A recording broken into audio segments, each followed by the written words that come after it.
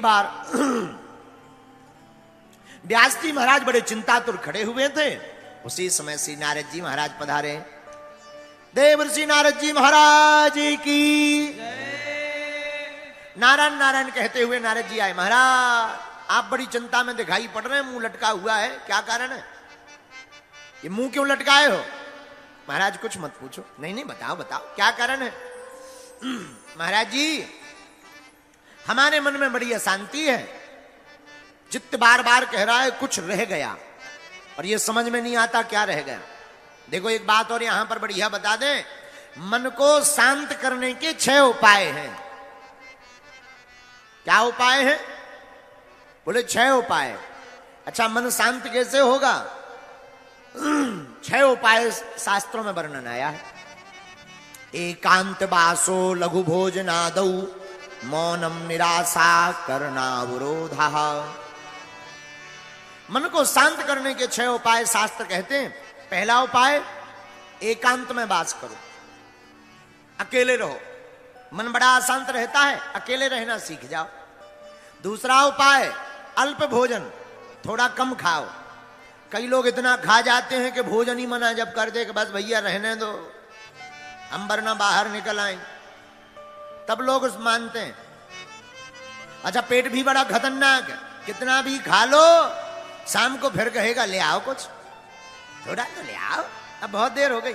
अच्छा कोई शाम को भोजन कर रहा हो तो खूब खवाओ, हाँ भाई 2 पूड़ी और लो, रसगुल्ला लो, रसगुल्ला लो, लो लो लो, थोड़ा लड्डू खाओ, मोतीचूर का लड्डू है, अच्छा लड्डू है, बस भैया बहुत हो गया, बस बस। अरे नहीं नहीं हाजमा की गोली खा लेना, एक और खाओ। सोई एक रसगुल्ला और खा लेता है, और फिर पानी पीते नहीं बनता, उठते नहीं बनता, फिर तो सोच लेता अब 2 दिन तो भोजन होंगे नहीं, बहुत ज्यादा खा लिया है। लेकिन धन्य है पेट, ये पेट भी बड़ा खतरनाक है। जहां 4-5 घंटे होते हैं सोई कहता है ले आओ कचू, भैया चाय ले आओ, थोड़ा नमकीन दे दो नमकीन। ये पेट बड़ा खतरनाक है। तो बोले क्या उपाय है मन शांति के? बोले पहला उपाय है एकांतवास, अकेले में रहो। दूसरा उपाय देखो, एक और आदत भी बड़ी खतरनाक होती है। एक सज्जन की आदत थी, रेलवे स्टेशन पर नौकरी करते थे, हमेशा रेलवे स्टेशन पर रहते थे, घर बहुत कम जाते थे। धीरे धीरे उनका रिटायरमेंट का समय आया, सोई अब बड़े खुश। बोले महाराज 6 महीने बाद अब तो रिटायरमेंट है, फिर तो कभी झांक के नहीं आना है रेलवे स्टेशन, इतने पक गए।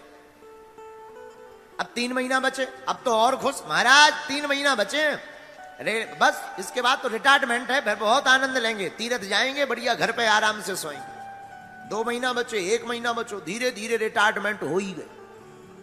अब तो जिस दिन रिटायरमेंट हुआ महाराज भगवान की कृपा से नौकरी चुक गई। घर आए 2 दिनों बाद फिर रेलवे स्टेशन। किसी ने कहा तुम तो कह रहे थे कि लौटकर झांकना नहीं है रेलवे स्टेशन की तरफ, फिर से क्यों आ गए? अरे बोले अब कुछ मत पूछो, घर पे नींद ही नहीं आती है, लगता है जैसे पूरा संसार उजड़ गया हो। जब लोग पो ना सुनाई पड़े, जब तक चाय चाय ले लो चाय ये ना सुनाई पड़े, नींद ही नहीं आती है घर पे। तो बोले वो रहते थे घर पर, रिटायरमेंट के बाद भी सोने आते थे रेलवे स्टेशन पर। बोलो सीताराम, जोर से बोलो। इसको क्या कहते हैं? इसको कह देते हैं आदत। क्या कहते हैं? आदत कैसे छूटेगी? पहले से ही अभ्यास करो एकांत में रहने का। तो मन की शांति के 6 उपाय। पहला उपाय एकांत वासो, एकांत वासो लघु भोजनादौ। दूसरा उपाय कम भोजन करो। कई लोग खाने के लिए जीते हैं, पर जीना किस लिए चाहिए? खाने के लिए नहीं जीना चाहिए, जीने के लिए खाना चाहिए। हाँ, और कई लोग खाने के लिए जहां दिखे सोई दे। हमारे साथ एक सज्जन रहते थे, इतना खाते थे, भगवान नहीं बचाए उनसे, खूब खाते। अच्छा खाना चाहिए ऐसा नहीं है। एक बार तो हम हनुमान जी के लिए लड्डू रखे थे, वे पूरे खा गए। हमने जब ढूंढा, हमने कहा क्यों भाई लड्डू कहां गए? बोले महाराज जी हम तो भंडारा पा गए। हमने कहा भगवान का प्रसाद तो छोड़ देते। बोलो सीताराम। तो लघु भोजनादौ, दूसरा उपाय कम भोजन करो। तीसरा उपाय क्या? मौनम, बहुत कम बोलो। कई लोग होते हैं पटर पटर बोलते ही रहते हैं। देखो अटपट लीला राम की झटपट समझ न आए, जो मन की खटपट मटे सो चटपट दर्शन हो जाए। है? बहुत कम बोलो, और जो भी बोलो मीठा बोलो। कई लोग बोलते तो बहुत कम है, पर ऐसी बाणी बोलते हैं कि तलवारें निकल आवे, कर्कश बाणी। देखो रामचरितमानस इसीलिए कहते हैं कि रामायण पढ़ा करो। भारत के हिंदू जिस दिन रामचरितमानस को पढ़ने लगेंगे, और 100 करोड़ हिंदुओं में जिस दिन 30 करोड़ हिंदू मस्तक पर तिलक लगाकर रेलवे में, ट्रेन में, बस में नौकरी करने जाने लगेंगे, उसी दिन भारत हिंदू राष्ट्र घोषित हो जाएगा। हाँ। लेकिन बड़ी दुर्दशा है, तिलक लगाने में शर्म आती है। धन्य है किसी को टोपी पहनने में शर्म नहीं आती, लटकाने में शर्म नहीं आती, अपन को तिलक लगाने में शर्म आती है। ये हमारे देश का दुर्भाग्य है। तिलक हमारा सौभाग्य है। विवाहित स्त्री का लक्षण क्या है? अच्छा चलो ऐसे समझो, ऐसे नहीं समझ आए भैया, जरा बेस कम करो। बताओ, जिस स्त्री की शादी हो गई उसकी निशानी क्या है? क्या निशानी है? 2 निशानी, एक मंगलसूत्र और माथे पे सिंदूर। भाई मांग भरी हो तो समझ जाते हैं इस प्लाट की रजिस्ट्री हो चुकी है। आओ आओ आओ आओ, भाई ये 2 चीजें हो तो भाई आओ।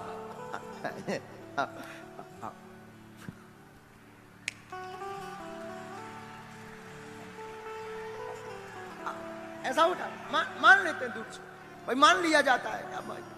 जुआ नहीं भाई हमारे पसीना आए आगे से आओ, नहीं तो कल ही भाई हम अगर ज्यादा, एक बार हम एक जगह कथा कर रहे थे, सिर खुजा रहे थे, एक ठैया वो दवाई लेके आ गए। गुरुजी आप कथा में सिर खुजाने लगते, जुआ हो गया हम कहीं ठटरी के बारे भाई जी। मैंने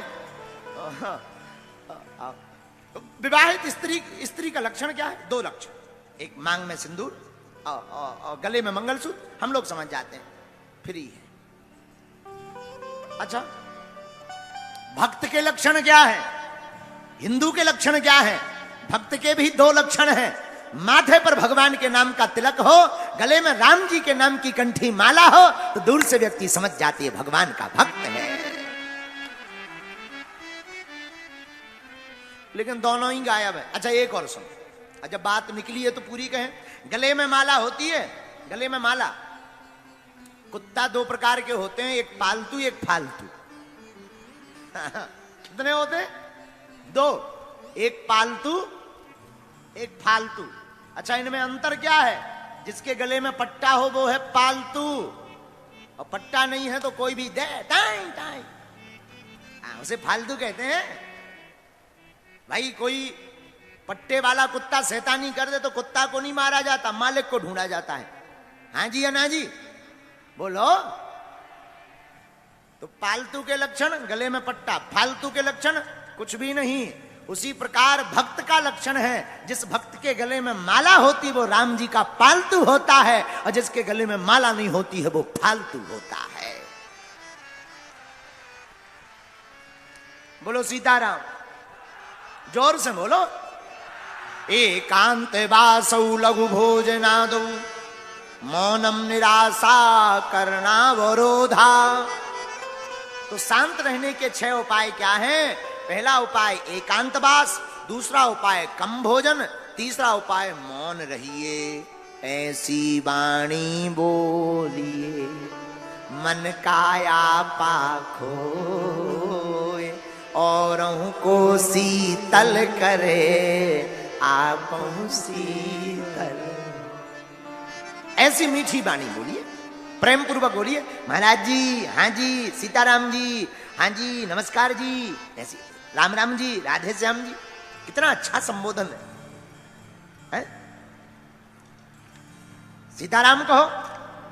लेकिन कई लोग ऐसी वाणी बोलते हैं। एक बात और, शब्द संहारे बोलिए, शब्द के हाथ न पांव। एक शब्द औषधि करे, एक शब्द करे घाव। ये जो 2 ग्राम की जीभ है ना, यही खतरनाक है। यही जीभ तुम्हें जूता पड़वा देगी, यही जीभ तुमको बढ़िया जो है सम्मान दिला देगी। तुम किसी को कहोगे सीताराम जी, सोई तुमको चाय मिलेगी, अच्छा भैया चाय पी लो, पानी पी लो, और तुम कहो काय बे, सोई दे लाल पड़ जाओ। ये जीभ बहुत खतरनाक है, चाहे जैसा प्रयोग करो, एक अक्षर में अर्थ का अनर्थ हो जाता है। बोलो सीताराम। इसलिए शास्त्र कहते हैं मन को शांत करने का एक उपाय और है। बोले क्या? मौनम। मौन हो जाओ। आपने देखा होगा बड़े बड़े महापुरुष कम बोलते हैं, वाणी बोलने से तेज क्षीण होता। महात्मा बैठे हैं, आपको ज्ञानी, महाराज जी आप तो सब ज्ञानी हो, हम तो बहुत नालायक आदमी हैं। एक जगह लिखा है अत्यधिक बोलने से जिस प्रकार वीर क्षीण होने पर शरीर में कमजोरी आती है, वैसे ही बोलने से भी शरीर में कमजोरी आती है। हाँ, या फिर ज्यादा बोलो तो ज्यादा सुनो भी। हमारे गुरुजी का वाक्य है, पूज्यपाद जगत गुरु भगवान श्री तुलसी पीठाधीश्वर गुरुदेव भगवान कहते हैं, भैया बढ़िया वक्ता बनना है तो बढ़िया श्रोता बनो, ज्यादा सुनो। बढ़िया गुरु बनना है तो बढ़िया चेला बनो, बढ़िया बाप बनना है तो बढ़िया बेटा बनो। तो साधु कहते हैं 6 उपाय: एकांतवास, कम भोजन, मौन होना, और चौथा उपाय क्या? निराशा। किसी से आशा मत रखो, क्योंकि सबसे ज्यादा मन अशांत रहता है अपेक्षा रखने से। किसी से आशा रख ली, अमुक आदमी हमारा मकान बनवा देगा, अब मकान नहीं बनवाया, सोई दिमाग खराब, दिमाग में एकदम उलझन। इसलिए तो हमने कई बार कहा, आशा एक राम जी से, बाकी आशा छोड़ दे, नाता एक राम जी से, दूजा नाता तोड़ दे। आशा रखनी ही तो राम जी से रखो। इसलिए साधक कहते हैं, एकांत वासो लघु भोजनादौ, मौनम निराशा करणावरोधा, मुनिरसौ संयमनम सडेते,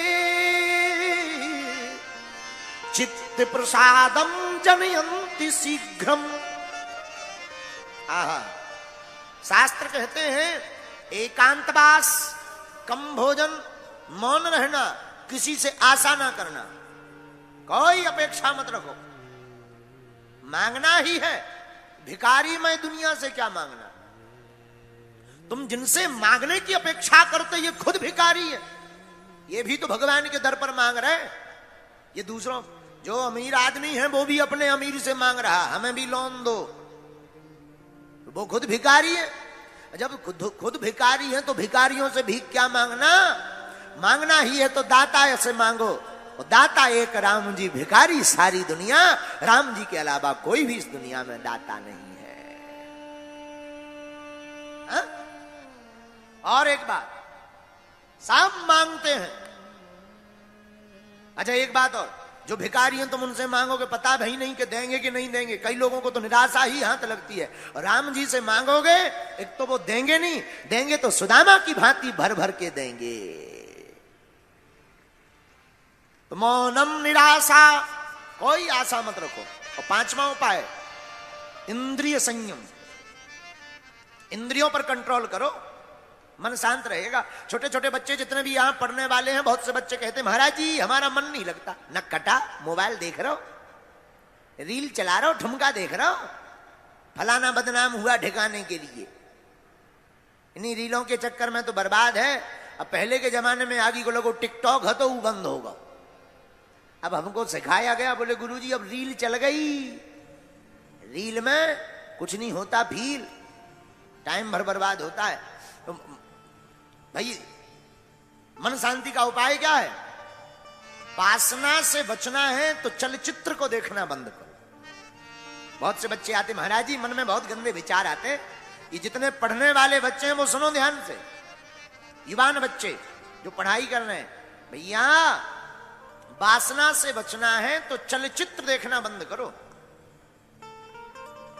इंद्रिय संयम, इसे शास्त्र में इंद्रिय संयम कहा। आंखों को क्या देखना चाहिए? कान दिए सुनवे को सत्संग, आंख संतों के दर्शन के लिए दी, कान किस लिए? भगवान की कथा सुनने। अब कई बच्चे तो कान में लगा लेते हैं लीड, अब दोनों तरफ लीड लगा करके कोई भी गाली बकता रहे, कोई पता नहीं गुंचू झुंझुं कर रहे हैं। ठटरी के बरे भगवान ने तुम्हें म्यूजिक सुनने के लिए कान नहीं दिए, फिर किस लिए दिए? कान दिए सुनबे को सत्संग, सो जीव दई भज मोहन को।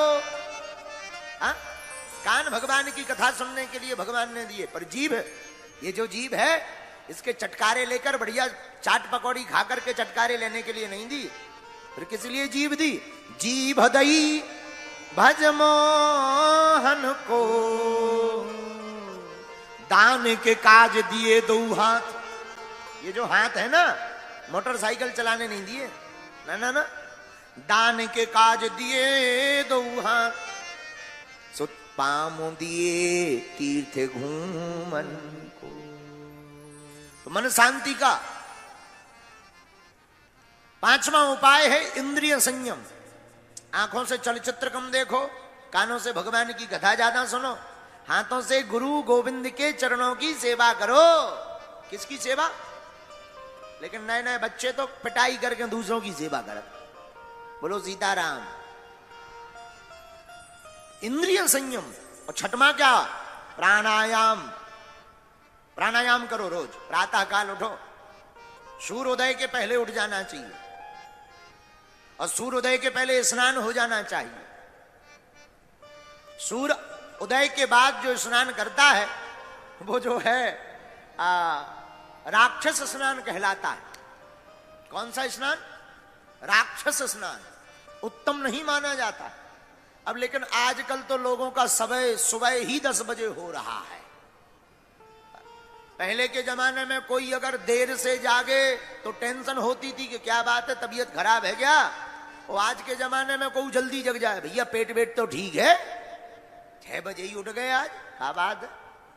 हाँ? बोलो सीताराम, जोर से बोलो सीताराम। हाँ, अब जो जमाना बड़ा, पहले प्रातः काल उठते थे तो कराग्रे वस्ते लक्ष्मी, कर मध्य तो सरस्वती, कर मूले तो गोविंदा, प्रभाते कर दर्शनम। प्रातः काल उठ करके माता पिता और बच्चे सब उठ करके बढ़िया हाथों को ऐसे मलते थे, कराग्रे वस्ते लक्ष्मी, ध्यान करते थे, हाथों को देखते थे, बढ़िया आंखों में लगाते थे, धरती माता को प्रणाम करते थे। प्रातः काल उठ के ही रघुनाथा, मात पिता गुरु ना वही माथा। लेकिन आजकल के बच्चे और आजकल के व्यक्ति उठते हैं तो कराग्रे वस्ते लक्ष्मी, कर मध्य तु सरस्वती, कर मूले तो गोविंदा, प्रभाते चाय कप दर्शनम। हाँ, आजकल श्लोक का अर्थ ही बदल गया।